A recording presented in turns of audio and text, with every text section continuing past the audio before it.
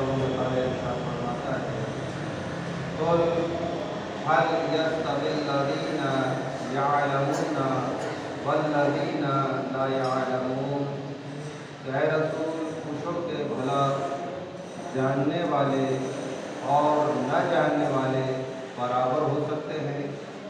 انما یتذکر اولو الالباب، مگر یہ کہ نصیحت و عبرت تو بس عقل مند ہی لوگ مانتے ہیں۔ یہ آیت جو بیان کی گئی ہے کہ وہ افراد جاننے والے ہیں اور وہ افراد جاننے والے نہیں ہیں، کیا یہ دونوں افراد برابر ہو سکتے ہیں؟ ہرگز نہیں۔ جن کے پاس علم ہے، جن کے پاس جانکاری ہے، وہ جانتے ہیں، وہ نہ جاننے والوں سے بہتر اور افضل، یعنی علم کا حاصل کرنا، جانکاری کا حاصل کرنا، علم کا سیکھنا، یہ خدا کے نزدیک ان افراد سے کہ جو علم نہیں سیکھے ہیں ان سے بہتر ہے۔ تو علم کا سیکھنا بہتر ہے۔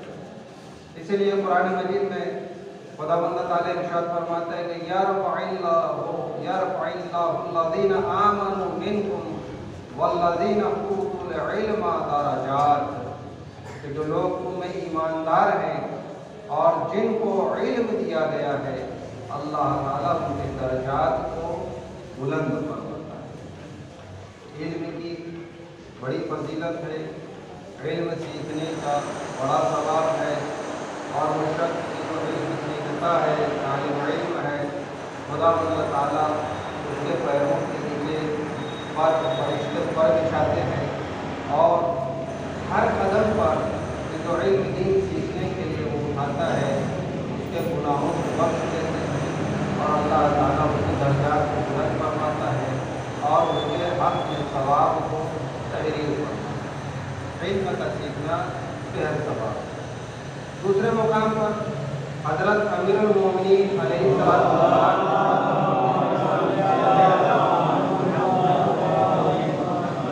تمام فضائل کا سرچشمہ علم ہے، نیز تمام فضائل کی انتہا بھی علم ہے۔ ہر فضیلت جس مقام سے سرچشمہ اور اس مقام سے جو حاصل ہوتا ہے، انسان کو فضیلت جو حاصل ہوتی ہے وہ علم ہے۔ اگر انسان چاہتا ہے وہ فضیلت بننا، اگر انسان چاہتا ہے مقام حاصل کرنا، اگر انسان چاہتا ہے اللہ کے نزدیک بلند درجات حاصل کرنا، تو رسول اور امام نے فرمایا ہے کہ اسے علم سیکھنا چاہیے۔ دوسرے مقام پر حضرت امام جعفر صادق علیہ السلام ارشاد فرماتے ہیں کہ ماں اور باپ اولاد کو جس بہترین چیز کا وارث بنا سکتے ہیں وہ ادب ہے، نہ کہ مال و دولت۔ ماں باپ اپنے فرزند کو ایک ایسی چیز کا وارث بنا سکتے ہیں کہ جس کو خود چھٹے امام فرماتے ہیں کہ وہ بہترین چیز ہے، وہ علم دین اور ادب ہے، کیونکہ مال ختم ہو جانے والی چیز ہے، جبکہ ادب و علم ہمیشہ باقی رہنے والی چیز ہے۔ یہ ماں باپ کا بھی فریضہ ہے، اور ماں باپ کے لیے یہ لازم قرار دیا گیا ہے کہ جو تمام چیزیں اپنی اولاد کے لیے مہیا کرتے ہیں، ماں باپ فراہم کرتے ہیں، اس میں سے سب سے اہم چیز علم ہے۔ علم دین سے اپنے بچوں کو سرفراز کرنا، بہرامند کرنا اور اس سے آراستہ کرنا، یہ بہترین شے ہے کہ جو خود اس بچے کے لیے بھی مفید ہے اور ماں باپ کے لیے بھی مفید ہے۔ دوسرے مقام پر حضرت علی علیہ السلام ارشاد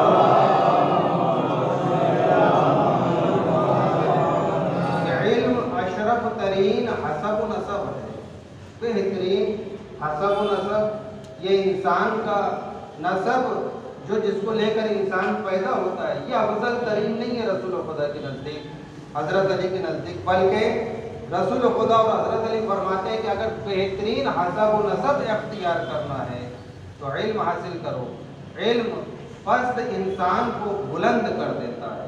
اگر انسان گم ہے اس دنیا میں تو وہ علم کے ذریعے سے بلند ہو جاتا ہے، جبکہ ترک علم بلند انسان کو پست کر دیتا ہے. اگر حسب و نسب کے اعتبار سے انسان بلند ہے، فلانے شخص کا بیٹا، فلانے شخص کا فرزند، یہ صرف فرزند کہلانا فلانے شخص کا اس فرزند کے لیے کافی نہیں ہے، بلکہ اس فرزند کے لیے ضروری ہے کہ اس فرزند کے پاس کون سا اور کیسا علم ہے. یہ علم اس شخص کے لیے، اس فرزند کے لیے کمال کا باعث قرار پاتا ہے.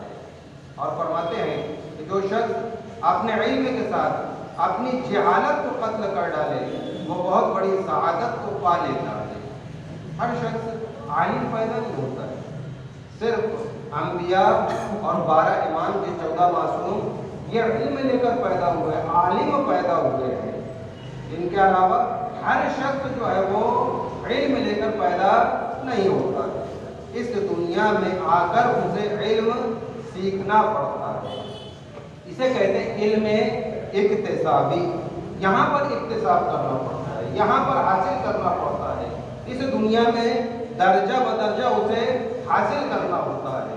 علم ہمیں اس دنیا میں سیکھنا ہے. تو سعادت اگر چاہتا ہے انسان اس دنیا کی سعادت اور آخرت کی سعادت تو وہ علم کے اندر پوشیدہ ہے کہ انسان علم کو سیکھے. اور دوسرے مقام پر پیغمبر ارشاد فرماتے ہیں کہ عالم کا گناہ ایک، جبکہ جاہل کے گناہ 2 ہوتے ہیں. جو نہ جاننے والا ہوتا ہے اس کے گناہ 2 ہوتے ہیں.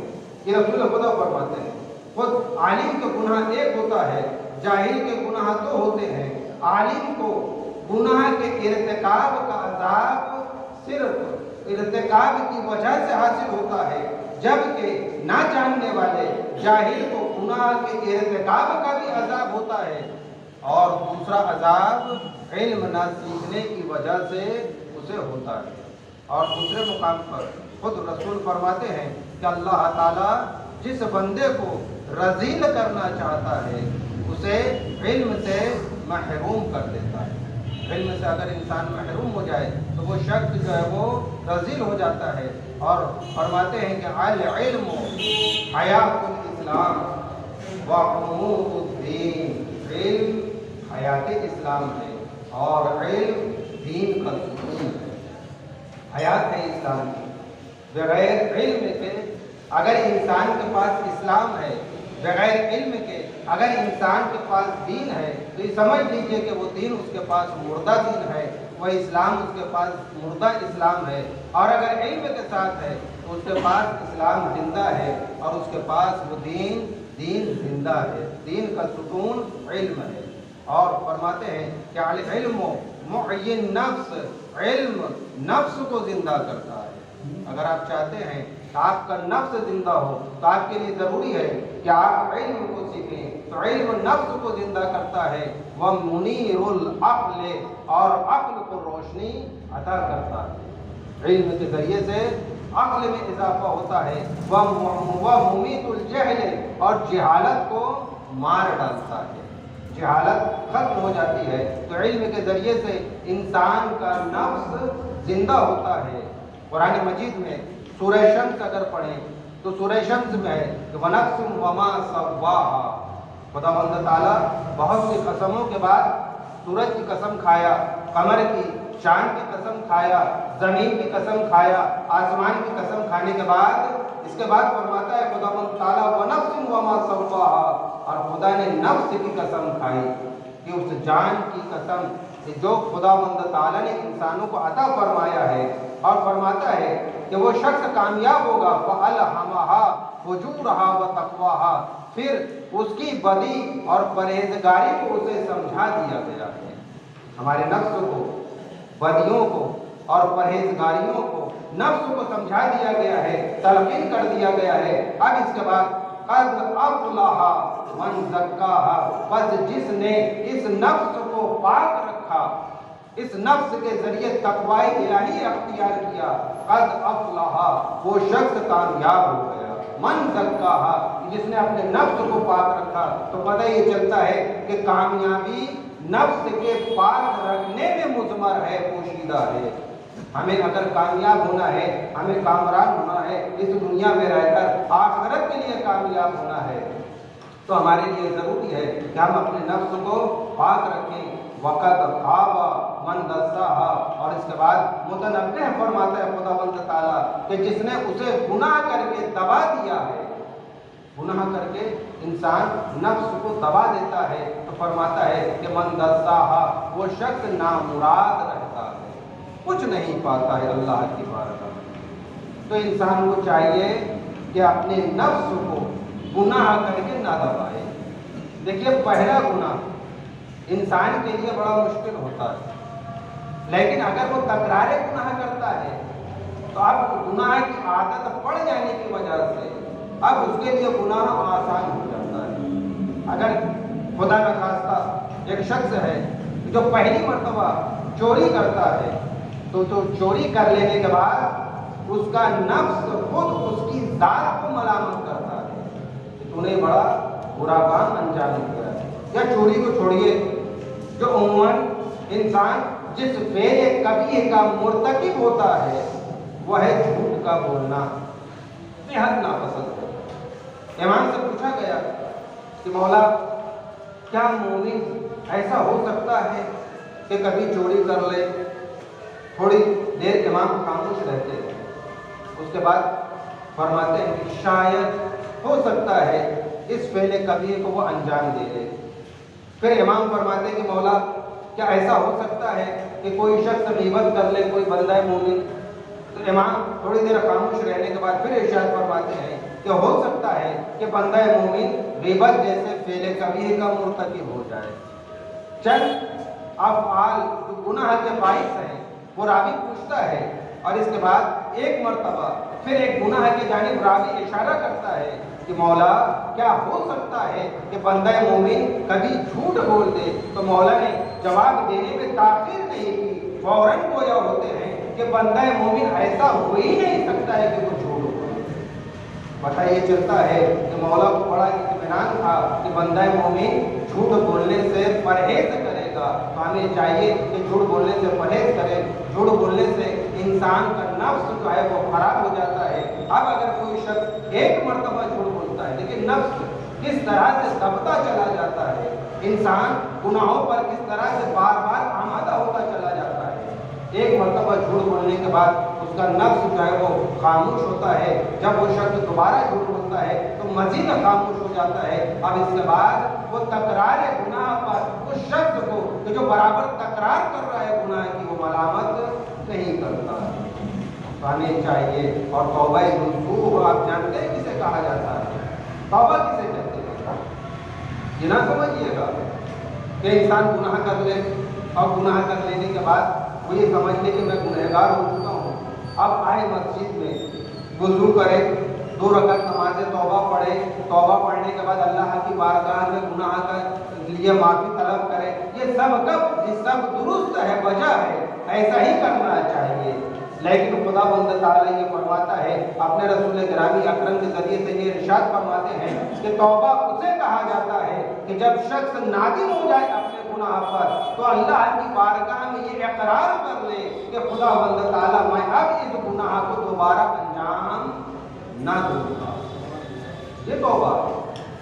اب آپ چاہے مسجد میں آئیے نہ آئیے، 2 رکعت نماز توبہ پڑھیے نہ پڑھیے، آپ چاہے اللہ کی بارگاہ میں اس کے بعد توبہ طلب کیجئے یا نہ طلب کیجئے، لیکن یہ اقرار آپ کا خود اللہ کی بارگاہ میں توبہ نصوح کہلاتا ہے. اور اس توبہ کو اللہ تعالیٰ قبول فرماتا ہے.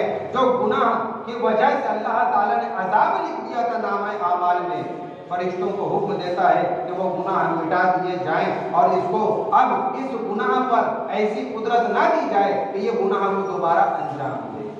تو انسان کو چاہیے کہ اللہ کی بارگاہ میں دعا کرے کہ خدا بند تعالیٰ مجھے گناہوں سے دور رکھ اور اطاعت خدا بندی کی توفیق عنایت فرما. اور اس کے بعد حضرت علی علیہ السلام نے ارشاد فرمایا کہ خلق الانسان ذا نفس فرماتے ہیں کہ مولا کہ انسان کو خلق کیا ہے اللہ تعالیٰ نے ذا نفس ناطقہ، نفس ناطقہ کے ہمراہ، نفس ناطقہ کے ساتھ انسان کو خلق کیا ہے۔ نفس ناطقہ یہ ہے جب انسان خلق ہو چکا ہوتا ہے تو خلق ہونے کے بعد وہ اپنے چیزوں کے لیے یعنی معقولات، یعنی اپنے نفس کے ذریعے سے معقولات کو دریافت کرتا ہے کہ کون سی چیز میرے لیے مفید ہے، کون سی چیز میرے لیے مضر ہے۔ یہ نفس ناطقہ ہے کہ جو اس کے لیے تلاش کر کے اس کے سامنے رکھ دیتا ہے۔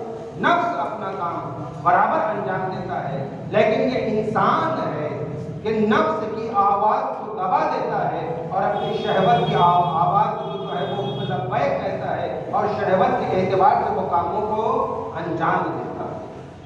یاد رکھیے انسان جو پیدا ہوا ہے وہ جسم ظاہری اور نفس باطنی، نفس ہے جو روح ہے، یہ نفس یہ سمجھ لیجیے کہ جزء نورانی ہے۔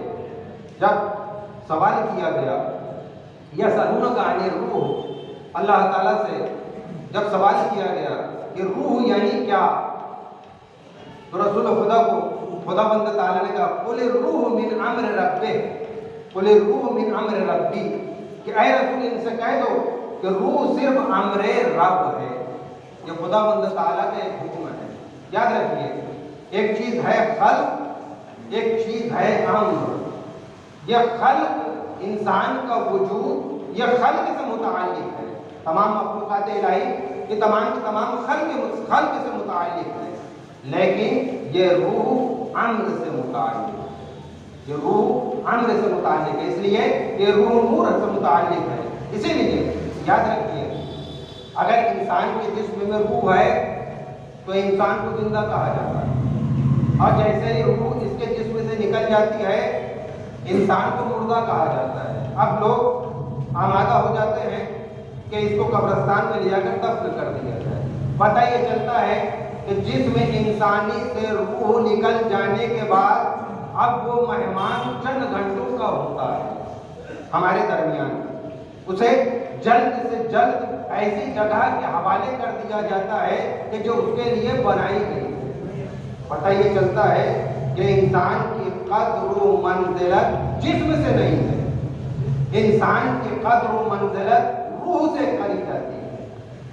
اسی لیے بہت عجیب انداز میں اور بڑے اس سے یہ بیان کیا گیا ہے کہ کم سے کم انسان صرف جسم سے محبت نہ کرے، اپنے جسم سے محبت نہ کرے یا دوسرے کے جسم سے، بلکہ محبت کرے روح سے، محبت کرے نفس سے، محبت کرے نورانی اشیاء سے۔ انہی نورانی اشیاء میں ایک علم ہے، انسان کو چاہیے کہ محبت کرے علم سے۔ جب انسان علم سے محبت کرے گا تو یاد رکھیے اس نے نور سے محبت کیا۔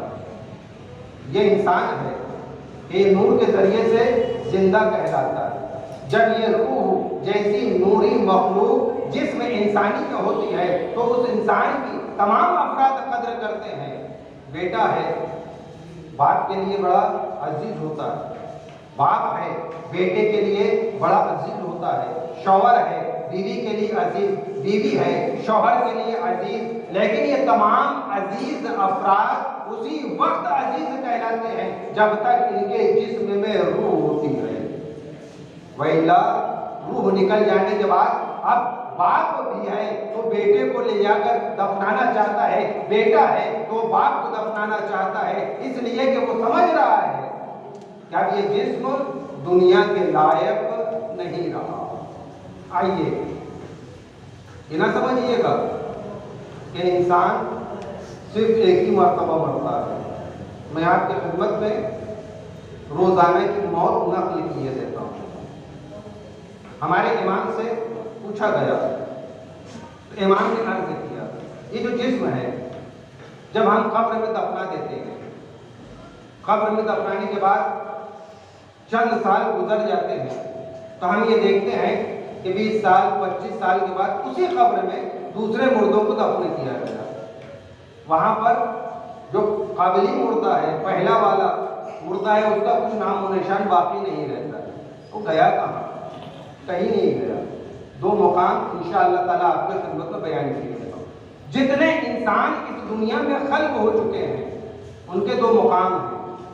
ایک مقام یاد رکھیے گا، ہمارا مقام، اس مقام کو ہم بڑا عزیز رکھتے ہیں، جس مقام پر ہم رہتے ہیں اسے ہم بڑا عالی شان بناتے ہیں. یعنی مقام ہمیں بڑا عزیز ہوتا ہے ہم جہاں رہتے ہیں. یہ برا نہیں ہے، اسے عقل تسلیم کرتی ہے کہ جہاں پر انسان رہ رہا ہو اسے پاک بھی بنائے اور اسے نظیف بھی بنائے. نظافت النظافت من الایمان، نظافت ایمان کا حصہ ہے. تو گھر کو پاک و صاف بنانا، گھر کو بہترین بنانا یہ ایمان کا حصہ ہے. لیکن عزیزان گرامی، اس گھر کو ہم پاک و صاف اور نظیف بنا رہے ہیں، خوشنما بنا رہے ہیں، یہ گھر موقت ہے، گھر دائم اور جگہ کا نام ہے، وہ الگ مقام ہے. کہ انسان کہ جب اس دنیا میں ہوتا ہے تو دنیا میں اپنی روح کے ساتھ ہوتا ہے، اور جب روح کے ساتھ ہوتا ہے تو یہ مقام سمجھ لیجیے دو مقامات ہیں. ایک مقام انسان کے لیے وہ جو بندہ مومن ہوتا ہے وہ وادی السلام ہے. آپ چاہے اس قبرستان میں، آج ناگپور کے مسلم قبرستان میں آپ لے جا کر کسی کو دفن کر دیجئے، اگر بندہ مومن ہے تو خدا بندہ تعالیٰ اس کی روح کو وادی السلام بھیج دیتا ہے. اور اگر وہ بندہ مومن نہیں ہے، بندہ مومن کے علاوہ ہے، تو اس کے لیے دوسرا مقام خدا بندہ تعالیٰ نے رکھا ہے، اس کی روح کو وادی برہوت بھیج دیتا ہے، وہ وادی برہوت پہنچ جاتا ہے. تو عزیزان گرامی، ہمارے لیے جو ہمارا بدن ہے وہ روح کے ساتھ محترم قرار پاتا ہے. کیا صرف زندگی میں ایک ہی مرتبہ موت آتی ہے؟ نہیں عزیزان گرامی، ائمہ نے بیان فرمایا ہے کہ آپ نے دیکھا ہوگا کہ جو خواب نظر آتا ہے، یہ خواب کیوں نظر آتا ہے؟ کبھی آپ نے غور کیا؟ ائمہ نے بیان فرمایا ہے کہ اگر کوئی شخص زیارت کا خواب دیکھتا ہے، کربلا پہنچنے کا خواب دیکھتا ہے، یا کسی معصوم کی زیارت اپنے خواب میں کر لیتا ہے، یا کوئی شخص جو ہے وہ کعبے کا خواب دیکھتا ہے، تو ائمہ نے بیان فرمایا ہے کہ ایسا خواب سچا خواب ہوتا ہے. جب امام نے کہہ دیا سچا خواب تو پتہ ہی چلتا ہے کہ کوئی چیز دیکھ رہا ہے. سچ اسے ہی کہا جاتا ہے کہ جس میں حق بھی ہو اور حقیقت بھی ہو. پتہ یہ چلتا ہے کہ اس خواب کو حق کہا جائے گا، اور اس خواب میں جو چیز دیکھی گئی ہے اسے حقیقت کہا جائے گا. وہ حق بھی ہے اور حقیقت بھی ہے. تو جو اس نے خواب دیکھا ہے، جب کہ یہ تو بستر پہ سویا ہے، پھر یہ گیا کیسے کربلا ہے؟ موت کربلا پہنچا نا. اور امام کہتے ہیں کہ یہ پہنچا ہے، حق پہنچا ہے، حقیقت میں پہنچا ہے. تو پہنچا کیا ہے؟ یہ تو بستر پہ سو رہا تھا. عزیزان گرامی، جسم اس کا کربلا نہیں پہنچا ہے، اس کی روح کربلا پہنچی. ہاں، روح زیارت کر رہی تھی. تو روح کے لیے آپ اطمینان رکھیے، ہمیں اگر زیارت پر اپنی روح کو پہنچانا ہے، دیکھیے جسم کو پہنچانا تو بڑا آسان ہے عزیزان گرامی. کتنے روپے لگتے ہیں؟ 60,000 65,000. ابھی مہنگائی کا وقت ہے، 1,10,000 روپیہ، بس اتنا ہی تو جمع کر کے آپ اپنے جسم کو کربلا پہنچا سکتے ہیں. لیکن روح کو کربلا پہنچانا یہ بھی آپ کے اختیار میں ہے. یہ نہ سمجھیے گا صرف جسم کو کربلا پہنچانا آپ کے اختیار میں ہے، روح کو بھی کربلا پہنچانا آپ کے اختیار میں ہے. لیکن دونوں کے درمیان بڑا فرق ہے. وہ 65,000 سے پہنچ سکتا ہے، لیکن اس میں 65,000 نہیں لگتا ہے، اس میں تزکیہ لگتا ہے. وہی کہا تھا قد افلح من زکاہا، وہ فلاح پا گیا جس نے تزکیہ کر لیا اپنے نفس کا. اگر ہم چاہتے ہیں جسم کے ساتھ روح بھی کربلا پہنچے تو قد افلح من زکاہا کی منزل پر آنا پڑے. یہ ہے انسان. آئیے، وہ تو بستر پہ تھا، خواب دیکھا ہے، کربلا پہنچا ہے، تو امام نے متوجہ کیا ہے کہ اے شخص یاد رکھ، تو یہ نہ سمجھ، تو اس فریب میں مت رہنا کہ ملک الموت آتے ہیں اور وہ روح کو قبض کرتے ہیں تو وہ شخص مردہ کہلاتا ہے. بلکہ ہر وہ شخص جو بستر خواب پر جاتا ہے اور سوتا ہے تو اس کی روح اس کے جسم سے نکل جاتی ہے. امام نے کہا ہے کہ یہ انسان کے لیے سونے کے بعد اسے نصف موت آتی ہے، اور اس کے بعد امام نے ارشاد فرمایا ہے کہ جب تم سو جاؤ اور سونے سے قبل بسم اللہ الرحمن الرحیم ضرور کر لیا، محمد و آل محمد پر صلوات ضرور پڑھ لیا۔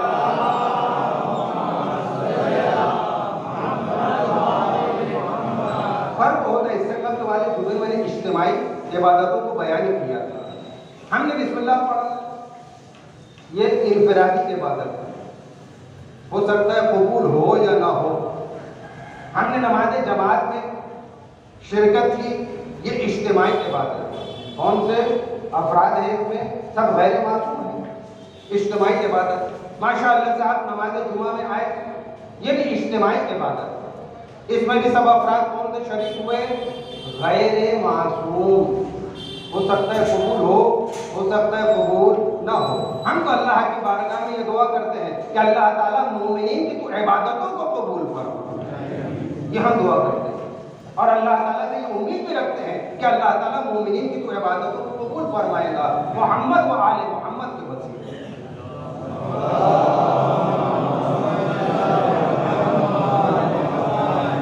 یہ انسان کو اطمینان ہونا چاہیے۔ لیکن عزیزان گرامی، اگر کوئی بندہ مومن ایک ایسی عبادت کو انجام دے رہا ہو کہ اس میں غیر معصوم کے ساتھ معصومین بھی شامل ہو جائیں اور خود اللہ تعالیٰ بھی اس عبادت میں شامل ہو جائے، تو وہ کتنی افضل ترین عبادت ہوگی۔ یہ صلوات وہ عبادت ہے کہ ان اللہ وملائکتہ یصلون علی النبی یا ایھا الذین آمنوا صلوا علیہ وسلموا تسلیما۔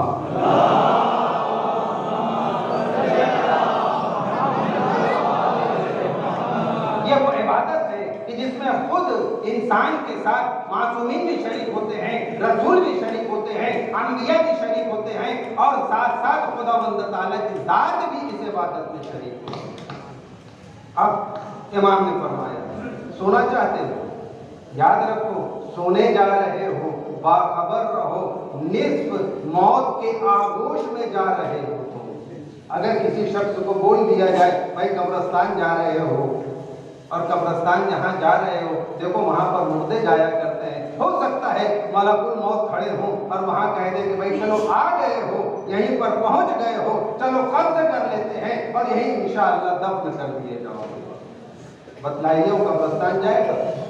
ہاں، اگر اسے یہ سچی خبر مل جائے کہ انتظار میں کھڑے ہوئے ملک الموت، تو جائے گا بھی تو بڑا انتظام سے جائے گا، گھر پر آئے گا، حساب و کتاب کرے گا، وصیتیں کرے گا۔ معقول انسان، یہ مومن انسان اس کام کو انجام دیتا ہے، وہ یہ سمجھ رہا ہے کہ موت حق ہے، سچ ہے، سب کو مرنا ہے، وہ انتظام کرتے ہوئے قبرستان پہنچے۔ لیکن اگر کوئی شخص موت پر یقین نہ رکھتا ہو تو قبرستان ہی نہیں پہنچے گا۔ تو امام نے ارشاد فرمایا ہے کہ جب تم بستر خواب پر جا رہے ہو تو سمجھ لینا بستر خواب تمہارے لیے نصف موت کے مانند ہے۔ اب تمہیں جانے سے قبل انتظام کرنا ہے، بسم اللہ کہہ لیجئے، صلوات پڑھ لیجئے۔ اب جب آپ سو گئے تو امام نے فرمایا ہے کہ روح تمہارے جسم سے ہو سکتا ہے باہر آ جائے۔ سونے کے وقت روح جسم سے باہر آ جاتی ہے۔ اب اگر خداوند تعالیٰ نے روح کو باہر من امر ربہ، یہ اللہ تعالیٰ کا امر ہے، اگر یہ امر خداوندی باہر آ جائے اور خداوند تعالیٰ کا ارادہ اب بدل جائے کہ مجھے اس کی روح لوٹانا نہیں ہے، تو بتلائیے وہ نصف موت ہمارے لیے موت کامل بن جائے۔ تو امام نے کیا فرمایا ہے کہ جب تم اٹھ جاؤ، سونے سے قبل بسم اللہ کہا تھا آپ، صلوات پڑھ لیا تھا آپ نے، اور فرماتے ہیں کہ جب تم اٹھ جاؤ تو اٹھتے ساتھ الحمدللہ رب العالمین کہیے کہ اللہ کا شکر انجام دیجئے کہ پروردگار تو نے مجھے نصف موت سے کامل موت کی طرف سے ہی بھیجا ہے، بلکہ تو نے مجھے حیات عطا فرمائی ہے۔ اب بتلائیے اس حیات کے جس کا آپ نے شکریہ ادا کیے صبح صبح، کیا اس کے شکریہ کے طور پر 2 رکعت نماز صبح ادا نہیں کرنی چاہیے؟ کرنی چاہیے۔ موقع وہی ہے، طلوع فجر کے وقت 2 رکعت نماز صبح کی ادا کرنی چاہیے۔ تو یہ ہماری روح ہے کہ انسان کے لیے واقعاً عظیم فائدہ ہے۔ اللہ تعالیٰ سے یہ دعا ہے کہ خداوند تعالیٰ ہمارے جسم کے ساتھ ہماری روح کو پاک اور صاف اور منظم خداوند تعالیٰ ہمیں ایسا عمل کرنے کی توفیق عنایت فرما کہ جس سے تو ہمارے امام ہمارے عمل سے خوش ہو جائے، راضی ہو جائے اور خوشنود ہو جائے۔ خداوند تعالیٰ ہمارے گناہوں کو بخش دے، ہمارے اعمال کو قبول فرما، ہمارے زمانے کے ظہور میں تعجیل فرما، ان کے آپ انصار میں شمار فرما۔ بسم اللہ الرحمن الرحیم والعصر ان الانسان لفی خسر الا الذین آمنوا وعملوا الصالحات وتواصوا بالحق وتواصوا بالصبر۔